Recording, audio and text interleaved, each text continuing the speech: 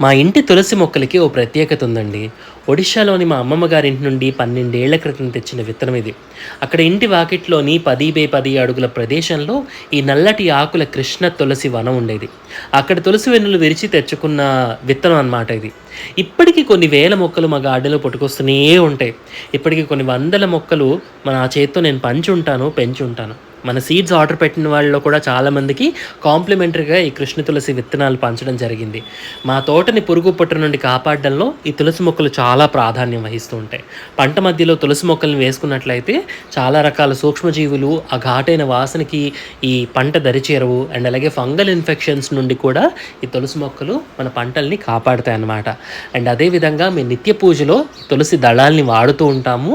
So ఆధ్యాత్మికంగా కూడా తులసి చాలా మంచిది. ప్రతి ఇంట్లో కూడా పెంచుకోదగ్గది, పూజించదగ్గ మొక్క. అదేవిధంగా మనం జలుబు, దగ్గు ఇలాంటివి ఏవైనా ఉన్నా ఒక్క తులసి ఆకు తీసి నోట్లో పెట్టుకొని అలా చప్పరిస్తే మంచి రిజల్ట్ ఉంటుంది. అదేవిధంగా తులసి ఆకుల్ని మేము నిత్యం వాడుకునే గ్రీన్ జ్యూస్‌లో తయారు చేసుకుంటూ ఉంటాము.